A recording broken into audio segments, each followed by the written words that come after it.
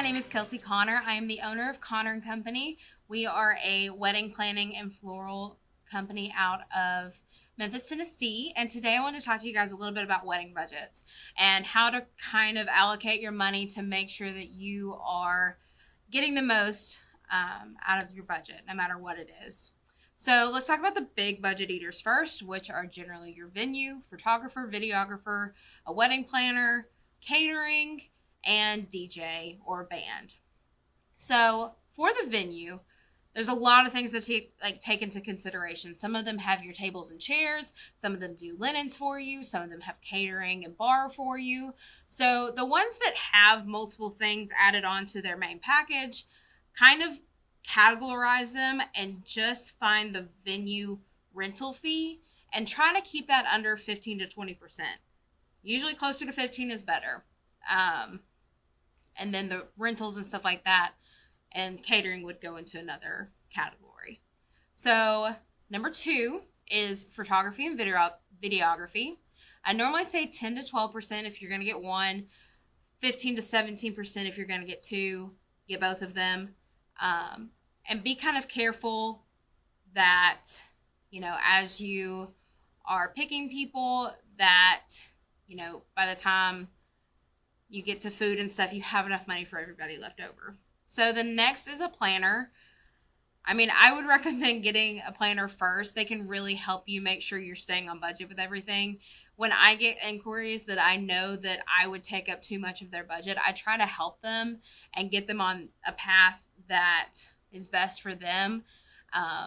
And let them know, I don't want to take up so much of their budget that they're not able to afford the other great things for their wedding, but I always try to help them at least. So a planner should be about 10 to 12% of your budget as well.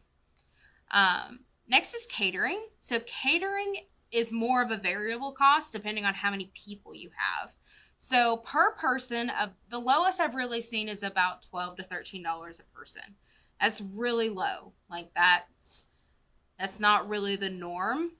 You can definitely do it. Just you always get what you pay for. So make sure that whoever you're getting, you taste the food and you make sure you like it and stuff like that.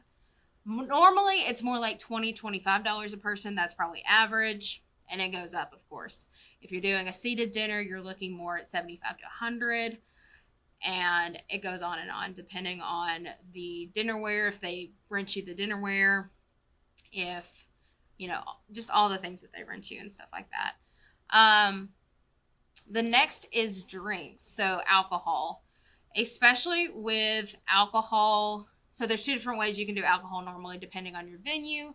Your venue will either let you bring in your own or they will have a alcohol package for you to buy. So with the one where you can bring it in on your own, you may want to go to a liquor store and talk to them, or a distributor if you can, and talk to them and try to figure out, hey, I'm going to have X amount of people. I want this, this, this, and this. So how much of each one do I need to get? On average, you have 2 drinks per person or 2 drinks for the first hour per person and a drink every hour after that per person. And you also need to think about any garnishments, any lemons, limes, non-alcoholic mixers, or just if somebody wants water or tea instead of an alcoholic drink, stuff like that. You really need to think through all of that. For the most part, if somebody has an alcohol package, it tends to be $5 to $6 per drink. So, and again, if you get top shelf liquor, mixed drinks, it goes up. So think about that same way. Your guest count times 2 for the first hour and a drink every hour after that. So just keep that in mind. So next would be your DJ or band. A DJ tends to be $700 to $1,200, maybe $1,500 if they have all the bells and whistles, the lighting, TVs, smoke machines, stuff like that. They definitely go up. You can definitely find one that has a whole lot of fun, entertaining gizmos and gadgets, and they can be $2,000 to $3,000. But on average, they float around the $1,000 mark. A band tends to be $100 per person per hour. If they are more well known, they could be more, but that's pretty average. Keep in mind, if you do have a band, you may need a DJ for their breaks. Some of them don't offer that. And you may need someone for your ceremony. So keep that in mind. Next would be your officiant. So an officiant, if you are getting married at a church, is normally included. If it's not, there are officiant services. So normally it's $300 to $500.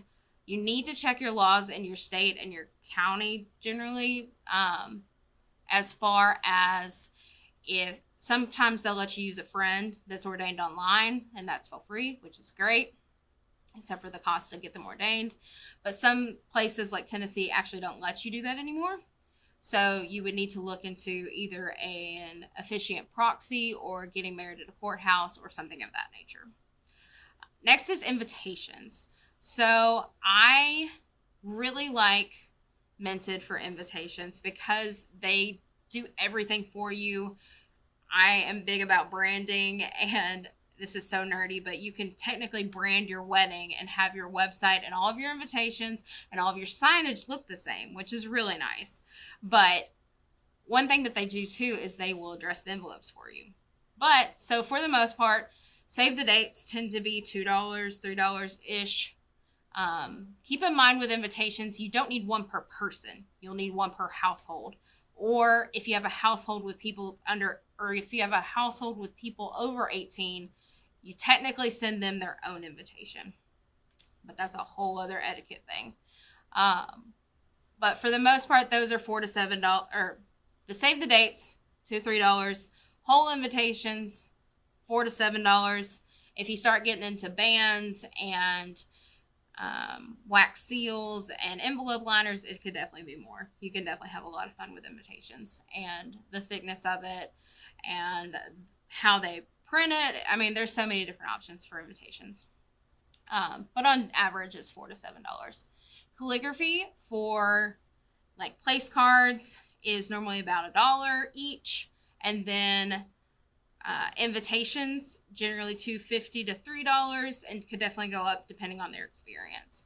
So keep that in mind. Couple little add-ons that people like to do, photo booths.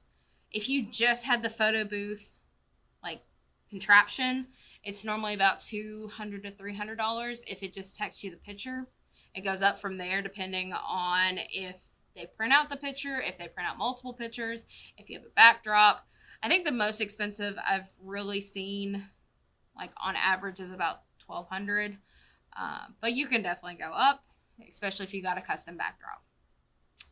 The contraption in general is, I think the most I've seen is like $800. The backdrop's really the variable there for how expensive you're going to get. Favors, so those things that people take home, either koozies or whatever. I normally say try to keep it less than $2 a person. If you want to get a little bit more expensive, you might do one per family instead of one per person. If it's something where you're trying to buy one for everybody, you generally only need about 60 to 70%. I've seen people buy cups for all their guests and stuff like that, and they end up with so many left over. So unless you want a ton left over, which that's totally fine too, I am still using my wedding koozies. But just kind of make sure that you attribute for that. And yeah, and last but not least is attire. So if you are wanting that over-the-top designer wedding dress, this might be more. But generally, I try to stay between 5 and 6% on a dress. Tux rentals, generally they're $250 to $300. I do have a really good tux place that I like to recommend that I'll put below. They send them to you and they're great. I've had a lot of trouble with Men's Warehouse and some others, so I've had a lot of success with this place. They're called Gen Tux, but for them, a lot of the times the groom will get his free, which is nice. So you don't really have to account for that. But yeah, so that is it for the basic budget. If you have any questions, please let me know.